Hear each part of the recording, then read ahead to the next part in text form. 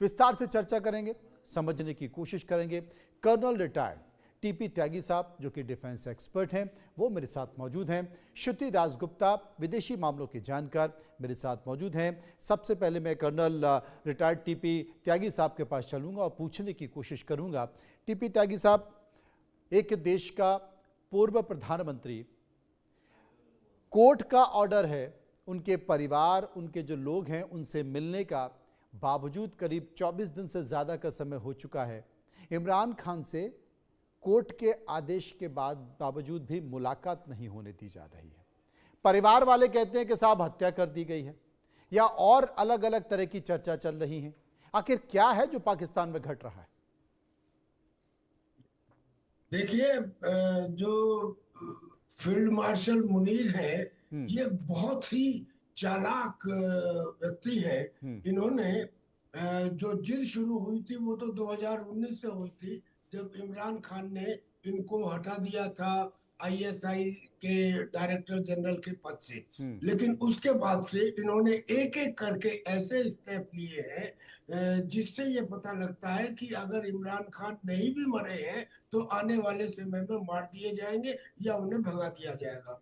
अब उसकी क्रोनोलॉजी ये है कि सबसे पहले तो मुनीर ने डोनाल्ड ट्रंप, जो ये समझा जाता था कि डोनाल्ड ट्रंप इमरान खान के समर्थक हैं या एक किस्म से वो उन्हें चाहते हैं, तो उनको अपनी तरफ खींचने के लिए मुल्ला मुनीर ने क्या किया कि उनके पास गए, जाके उन्हें बताया कि साहब मैं तो अफगानिस्तान के बगराम बेस को भी आपको दिलवाने में मदद करूंगा, मैं तो इजराइल को भी मान्यता देने के लिए तैयार हूं, और मैं तो आपका नाम रिकमेंड करता हूं नोबेल पीस प्राइज के लिए, और आप तो आइए और पाकिस्तान से ऑयल निकालिए, गैस निकालिए और वहां से मिनरल्स निकालिए, यानी कि ये दुनिया भर के सब भाग उनको दिखाए। नतीजा ये हुआ कि डोनाल्ड ट्रंप, जो अपनी चापलूसी पसंद करते हैं, उन्होंने इसको एक महान व्यक्ति कहना शुरू कर दिया।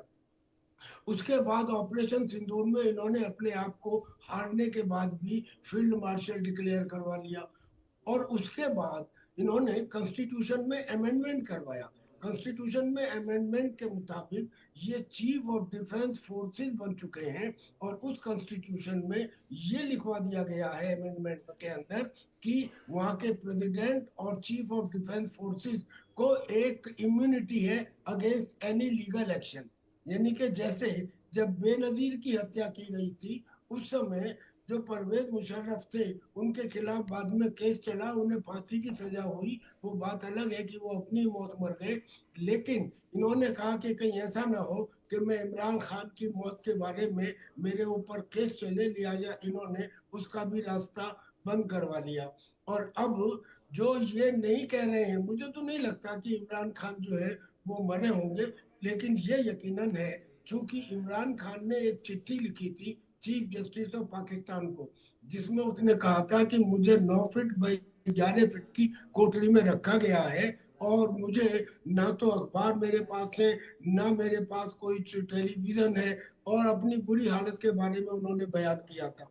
जबकि जो वहाँ के डिफेंस मिनिस्टर है ख्वाजा आसिफ साहब, वो ये कह रहे हैं कि साहब हमने तो उनको डबल बेड दिया हुआ है, मलमल के गद्दे दिए हुए हैं, एक टेलीविजन दिया हुआ है, एक्सरसाइज करने के लिए मशीनें दी हुई हैं, जाने क्या क्या कह रहे हैं। है, लेकिन अब स्थिति क्या है? अब स्थिति ये है, जैसा कि जीशान, जो पाकिस्तान तहरीक इंसाफ पार्टी के एक सेनेटर हैं, उन्होंने कहा कि इमरान खान के ऊपर ये दबाव बनाया जा रहा है कि आप देश छोड़ के चले जाएं, या देश में ही किसी जगह रहें, मुंह चुप रखें, अपने आप को सॉरी महसूस कर लें तो आप बच जाएंगे। अन्यथा मैं समझता हूं कि कुछ समय के पश्चात ऐसा होगा कि अब तो ये किसी तरह से यहाँ से निकल जाएंगे, बाद में वो इनको किसी ना किसी बहाने मरवा देंगे। क्योंकि मुल्ला मनीर की जो पुरानी हरकतें हैं उन्हें देखते हुए, अच्छा हम इमरान खान के समर्थक नहीं है जी, जी। एक बात समझ लें, हम हिंदुस्तान में है, बल्कि इमरान खान के रिजाइम में तो हिंदुस्तान में सबसे ज्यादा नुकसान पहुंचाया है, पुलवामा उसी के टाइम में हुआ था। जी। लेकिन हम चूंकि न्याय के समर्थक हैं, और हमारे पड़ोसी देश में डेमोक्रेसी का इस तरह से गला घोंटा जा रहा है कि वहाँ के सुप्रीम कोर्ट के जिस दो तरीके जजेस से, ने बिल्कुल आपने रिजाइन। सही कहा, लोकतंत्र के गला घोंटने की बहुत सारी तस्वीरें निकल कर आई हैं। श्रुति दास मेरे साथ मौजूद हैं। श्रुति दास, एक तो ये खबर आ रही है, अभी हाल ही में जिशान का हम बयान लोगों को सुना रहे थे, वो कहते थे कि इमरान खान के ऊपर बहुत सारे दबाव हैं कि वो सरकार से एक डील कर लें, उसके बाद बहुत आसानी के साथ बाहर आ जाएंगे।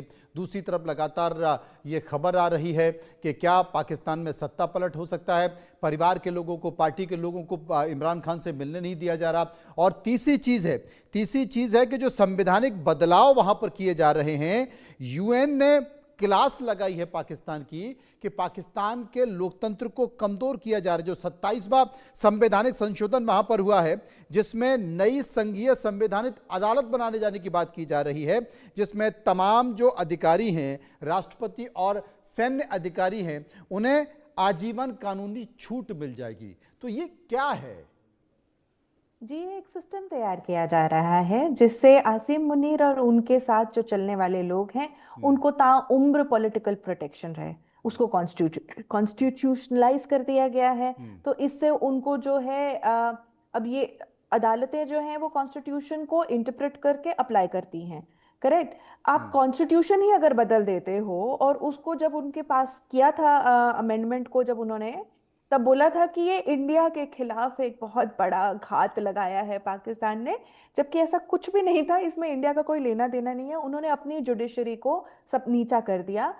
फाइनल स्टे से जो है उस जुडिशरी की हो जाएगी, उस एक क्वाजी न्यायालय की हो जाएगी, जिसके अंदर आसिम मुनीर की बात फाइनल होगी। वो अपना रैंक रिटेन करेंगे, वो जो बोलेंगे वही फाइनल होगा। मतलब आपके सुप्रीम कोर्ट के ऊपर भी आपने कोर्ट बिठा दिया है। ठीक है? चाहे तो जिसको भी इम्पीच करवा सकते हैं वहां पे, चाहे तो सत्ता पलटवा सकते हैं, चाहे तो आप इलेक्शंस नाकार सकते हैं। तो बेसिकली अब इसके बाद पॉलिटिकल सिचुएशन जो है पाकिस्तान की खराब ही हो सकती है। आपने अभी कुछ देर पहले सत्ता पलट की बात करी थी। सत्ता पलट हो ही नहीं सकता अब इस अमेंडमेंट के बाद, क्योंकि अगर सत्ता पलट करने के लिए उन्होंने कुछ भी किया, उन्होंने लेट्स से कि ये जो अभी राइट्स चल रहे हैं ये पूरे देश में फैल जाते हैं इनके अगेंस्ट, सब मारने लगोगे, मीडिया बंद कर दोगे, फिर क्या करोगे? कहाँ से लाओगे अकाउंटेबिलिटी? कोई अकाउंटेबिलिटी नहीं रहेगी, कोई ट्रांसपेरेंसी नहीं रहेगी। मीडिया अगर आपके खिलाफ बोलती है, वहां खड़ा कर दो, बंद करवा दो ऑफिस। जुडिशरी आपके खिलाफ वो देती है, सेंटेंस पलटवा दो। तो बेसिकली बहुत सिस्टमेटिक तरीके से, बहुत ही चालाक तरीके से इंसान ने पूरी कंट्री को अपनी निजी जागीर बना के रख दिया है। वो अपना रैंक भी रिटेन करेंगे, उसके साथ की पावर्स भी रिटेन करेंगे। वो एक गॉड लाइक फिनोमिना हो गए हैं, क्योंकि उनकी किसी भी हरकत के ऊपर, किसी भी चीज के ऊपर कोई सवाल नहीं उठा सकता अनटिल एंड अनलेस इनकी खुद की हत्या हो फॉर वट एवर रीजन, चाहे वो अननोन गनमैन से हो या उनके खुद के लोग उनसे परेशान होकर उनका मॉब लिंचिंग करके उनका समाप्ति कर दे। आसिम मुनीर जब तक जिंदा हैं तब तक तो कम से कम पाकिस्तान के अंदर कोई चेंज अब नहीं आ सकता। जो वहां पे prime minister, supposed prime minister जैसे अभी शहबाज शरीफ को बिठाया गया है, उस तरह से जिसको वो बिठाएंगे उसी के हाथ में सत्ता होगी। शहबाज शरीफ आपने बोला कि लंदन पहुंचे हुए, वो हर कुछ महीने में पहुंच जाते हैं। वो कहते हैं मुझे डॉक्टर की जरूरत होती है, मेरे को थोड़ा रेस्ट टाइम चाहिए, डाउन टाइम चाहिए, ये सारी बातें करके वो जाते हैं, अपना आराम से करते हैं, उनको कुछ करना नहीं है। आपने किसी भी देश का नहीं देखा होगा कि जहां पे वो डील करने जाते हैं साथ साथ में आपका आर्मी चीफ चल रहा है। सिर्फ और सिर्फ पाकिस्तान में बिना आर्मी चीफ के नजर उठाए कोई भी डील फाइनल नहीं मानी जाती। तभी चाहे अमेरिका हो या चीन हो, चाहे यूएई हो, चाहे अरब देश हो, साथ दिखाते जरूर शहबाज शरीफ को वहां बैठे हुए, लेकिन पास में नोटिस करेंगे उसी फोटोग्राफ में सिविल क्लोथ्स के अंदर बैठे हुए आपके आर्मी चीफ वहां बैठे हुए। तो इसका बहुत सिंपल मतलब यही है कि अब जो है पूरा पाकिस्तान सिर्फ और सिर्फ आर्मी कंट्रोल के अंदर रह गया है। इमरान खान की जो प्रॉब्लम है अब वो ये है कि अगर वो शोर नहीं मचाएंगे तो लोग दुनिया की मेमोरी से वो मिटते जाएंगे, और एक दिन आएगा चुपके में उनको सच में मार दिया जाएगा। ये जो इतने सारे रूमर्स आ रहे हैं, खबरें आ रही हैं, ऐसा हो गया वैसा हो गया, मिलने दो, ये उनकी मेमोरी ताजा रखने के लिए, नहीं तो सच में किसी दिन शायद उनको हल्के में कोने में ले जाके खत्म कर दिया जाएगा।